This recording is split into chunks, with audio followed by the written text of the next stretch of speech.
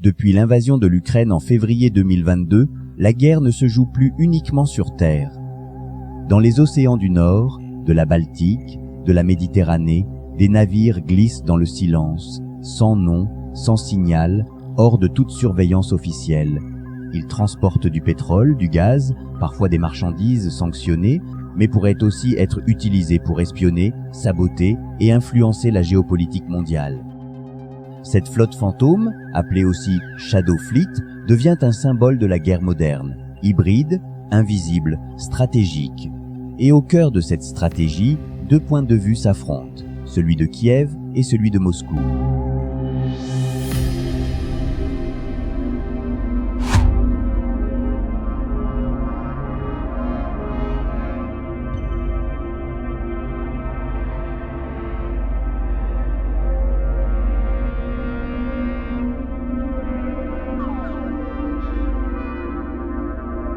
Pour Kiev, cette flotte fantôme russe représente une menace directe.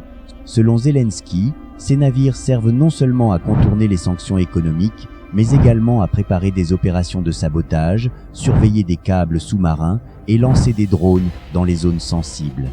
Il appelle les alliés de l'Ukraine, l'Europe et l'OTAN à intercepter et sanctionner ces navires pour protéger les infrastructures critiques et limiter l'influence russe.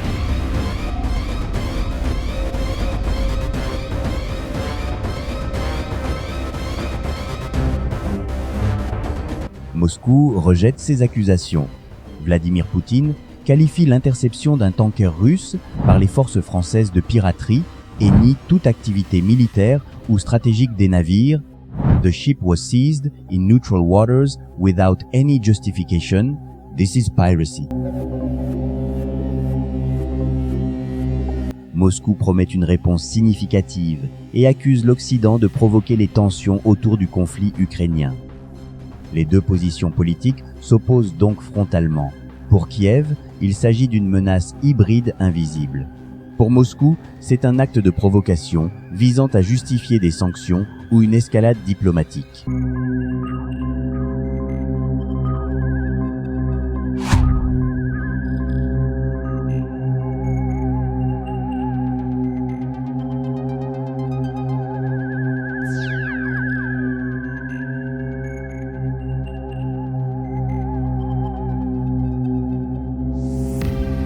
Des cargos et tankers, souvent rachetés à des compagnies privées et modifiées, naviguent sous des pavillons temporaires ou fictifs.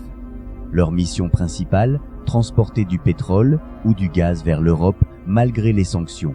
Mais certains navires semblent aller au-delà, surveiller des câbles sous-marins, approcher des ports et des plateformes stratégiques ou tester les réactions militaires occidentales.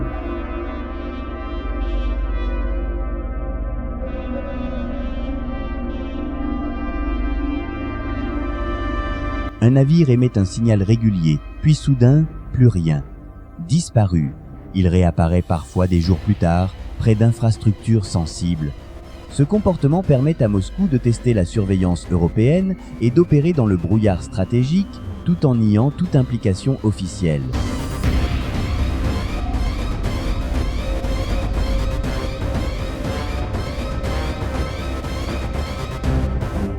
Ces mouvements ajoutent de la pression sur les alliés de l'Ukraine. Chaque interception devient un enjeu diplomatique. L'OTAN doit décider si elle agit, comment et jusqu'où.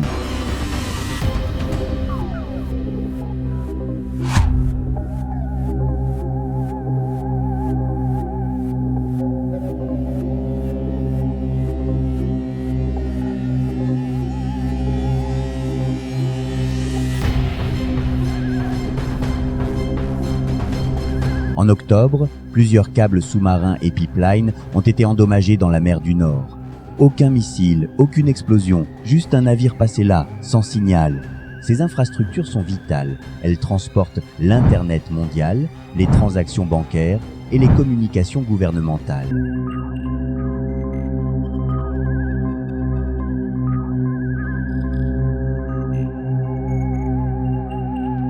Une interruption de câble pourrait isoler un pays entier, ralentir les banques ou couper les communications diplomatiques. Pour l'Ukraine, la menace est immédiate, Chaque incident renforce l'argument selon lequel la Russie mène une guerre hybride contre ses voisins et contre l'Europe.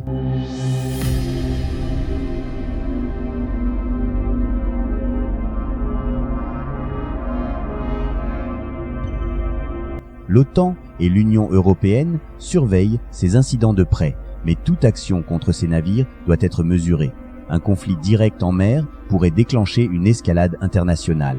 C'est une guerre où la politique et la technique se mêlent et où chaque décision peut avoir un impact géopolitique majeur.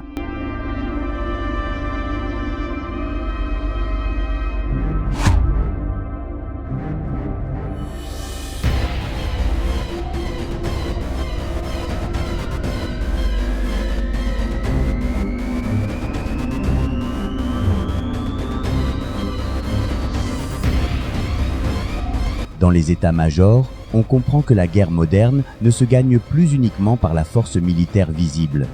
La furtivité, l'ambiguïté et le contrôle des infrastructures critiques deviennent des armes. Ces navires fantômes sont des plateformes hybrides, logistiques, commerciales, techniques. Leur présence teste les capacités de surveillance et la diplomatie.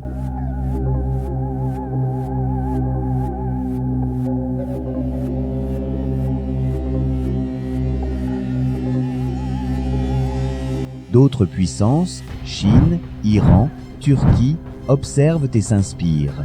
Les doctrines militaires évoluent. La première frappe pourrait être invisible, un câble sectionné, plutôt qu'un missile lancé.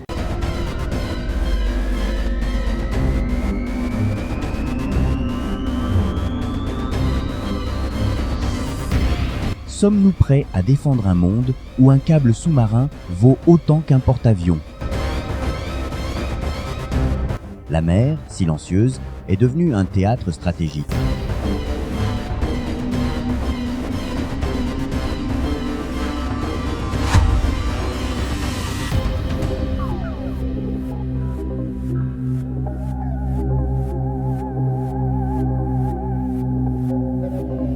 Le jour où tout s'éteint, nous continuons de scruter le ciel, les drones, les satellites. Mais la vraie menace flotte sous nos yeux, invisible. Ces navires fantômes avancent déjà, silencieux et stratégiques. Un jour, un câble sera sectionné, un réseau s'éteindra, et le monde découvrira que la guerre peut commencer sans explosion, dans le silence absolu. Entre Kiev qui alerte et Moscou qui dément, les océans sont devenus le miroir d'une guerre hybride où la politique, l'économie et la technologie se confondent. Et dans ce brouillard, les fantômes avancent.